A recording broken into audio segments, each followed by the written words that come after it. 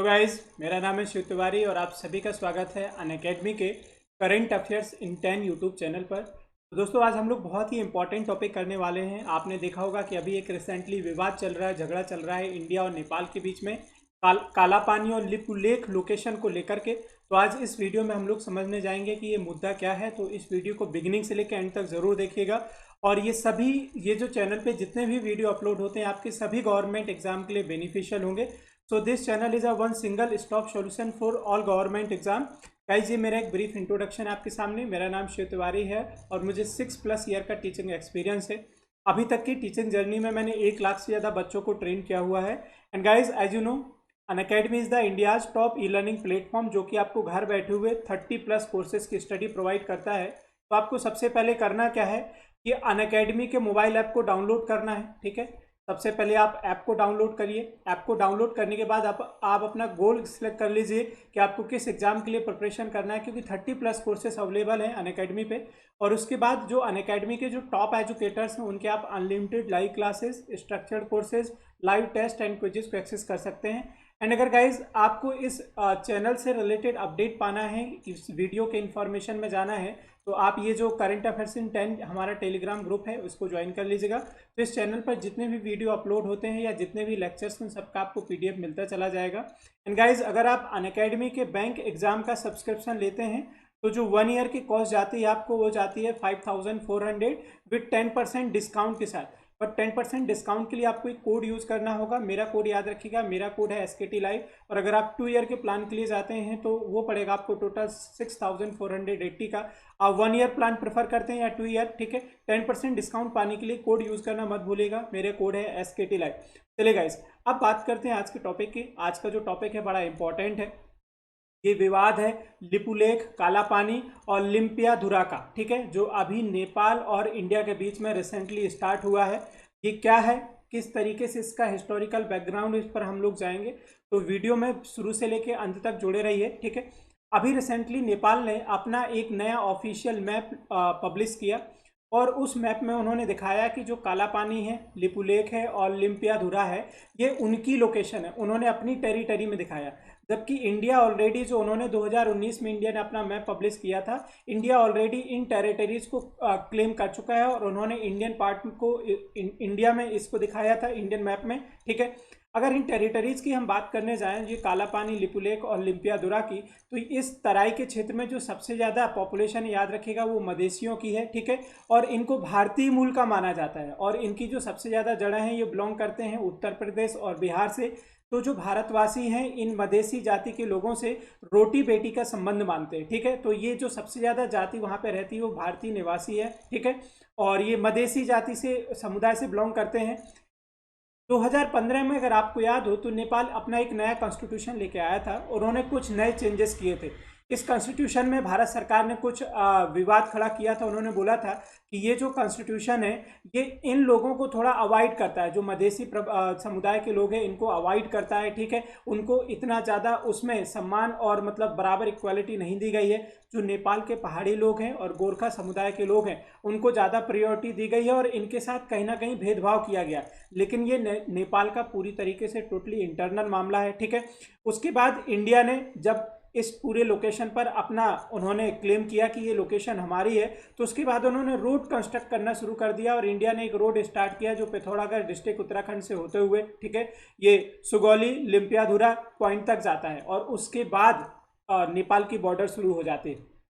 Second point, अब ये issue किस तरीके से शुरू हुआ इसकी हम लोग बात करते हैं। तो देखो जरा, 1816 में जब अंग्रेजों और नेपाल के राजा के बीच में युद्ध हुआ तो नेपाल के राजा बहुत सारी लोकेशन थे जो अंग्रेजों से हार गए और इसके तहत अंग्रेजों का जो कब्जा था वो सिक्किम, नैनीताल, दार्जिलिंग, लिपुलेख और कालापानी, ये सभी इंडिया को दे दिए गए। ठीक है, तो वहाँ पर 1816 में अंग्रेजों और नेपाल के राजा के बीच में एक समझौता होता है। उसी समझौते को नाम दिया जाता है ट्रीटी ऑफ सुगौली। ठीक है, और इस ट्रीटी ऑफ सुगौली 1816 के तहत ये जो कुछ लोकेशन थी इंडिया को दे दी गई और उसके बाद जो बॉर्डर थी वो नेपाल की डिसाइड कर दी गई। यानी कि काली बॉर्डर, जो काली नदी की जो बैंक है, उसके बाद नेपाल की बॉर्डर डिसाइड की गई। ठीक है, लेकिन बाद में 1857 में जब विद्रोह हुआ, आपने पढ़ा होगा 1857 का जो विद्रोह हुआ, उसमें जिस तरीके से सिंधिया के राजा थे ग्वालियर के, उलकल ऑफ इंदौर, निजाम ऑफ हैदराबाद, इसी तरीके से नेपाल के राजा ने भी एक्टिव सपोर्ट प्रोवाइड किया अंग्रेज़ों से। तो अंग्रेज़ इस बात के लिए खुश हुए और बाद में इस तराई के कुछ जो पार्ट थे उन्होंने अंग्रेज़ों ने नेपाल को फिर से रिटर्न कर दिए। ठीक है, अब इस समय नेपाल के जो पीएम है उनका क्या कहना है नेपाल की सरकार का, कि ये जो ट्रीटी हुई थी अंग्रेजों और उस समय नेपाल के राजा के बीच में, ट्रीटी ऑफ सुगौली, इसकी जो डॉक्यूमेंट है उनसे खो गए हैं। ठीक है, ये सबसे बड़ा मुद्दा है। तो अब प्रूव कैसे किया जाए? अगर डॉक्यूमेंट ही खो जाएंगे तो भाई आप समझौते को, ट्रीटी को कैसे प्रूव करोगे? ठीक है, और साथ में अभी रिसेंटली जो नेपाल के पीएम है, ठीक है, केपी शर्मा ओली, उन्होंने एक कमेंट किया और हंसते हुए ये सरकार से, इंडियन गवर्नमेंट पे कमेंट किया, सत्यमेव जयते और सिंहमेव जयते, यानी कि हमारा जो देश है वो बहुत छोटा है, आप बड़े हैं इसलिए शायद हमको डराने का प्रयास कर रहे हैं, लेकिन हमारा छोटा देश जो है वह अपने स्वाभिमान के लिए जो लड़ना है वह बरकरार रखेगा। तो ये इन्होंने एक कमेंट किया भारत सरकार पर। ठीक है, सिंहमेव जयते। ठीक है, चलिए, तो ये कमेंट याद रखेगा। अब ये एक्चुअल लोकेशन क्या है, इसके लिए मैंने एक आपको डायग्राम दिया है, देखो जरा।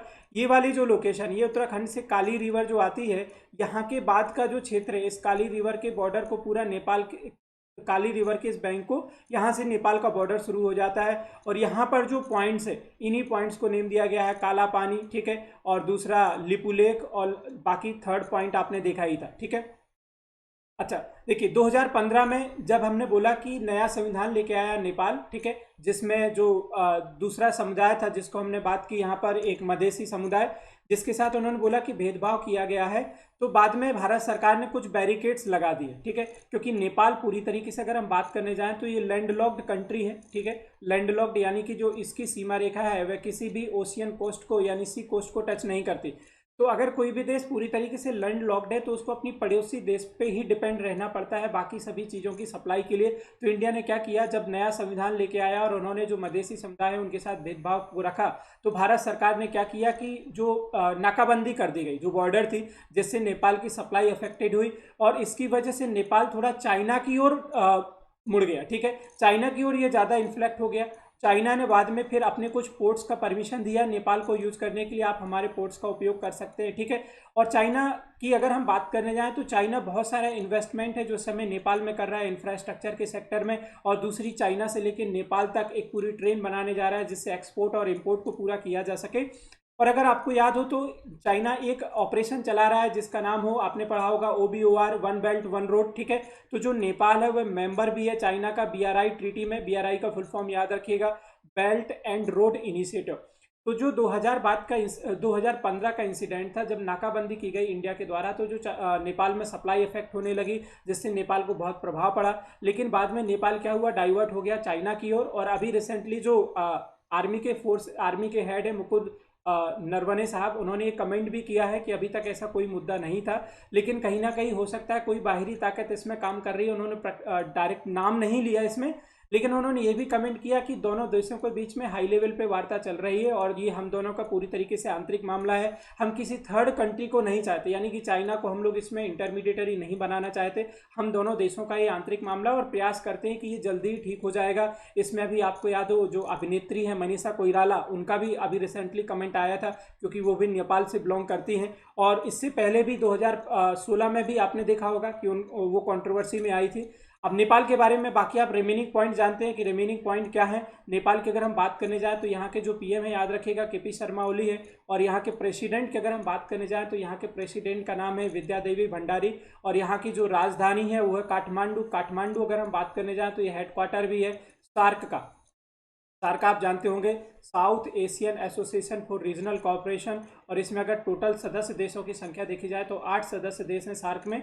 और जो नेपाल की करेंसी है याद रखिएगा, नेपाल की करेंसी का नाम है रुपया। तो ये है काला पानी का डिस्प्यूट, ठीक है, जो इंडिया और नेपाल के बीच में चल रहा है वो डॉक्यूमेंट खो जाने की वजह से। और अभी जो रिसेंटली जो नया मैप दिया गया उसमें उन्होंने 3 लोकेशन पर नेपाल ने अपना प्रतिनिधित्व दिखाया है। ठीक है, तो आई होप कि वीडियो आपको पसंद आया होगा गाइस। वीडियो को आप अपने सभी जितने भी फ्रेंड उन तक जरूर शेयर कीजिएगा और इस चैनल को सब्सक्राइब जरूर कर लीजिएगा। अपना फीडबैक जरूर दीजिएगा कमेंट में। टेलीग्राम ग्रुप को ज्वाइन कर लीजिएगा, बेल आइकन हिट कर दीजिए जिससे रेगुलर अपडेट मिलते रहे। और अगर आप सब्सक्राइबर लेते हैं तो मेरा कोड यूज करना मत भूलिएगा, SKT Live। Thank you so much for watching this video.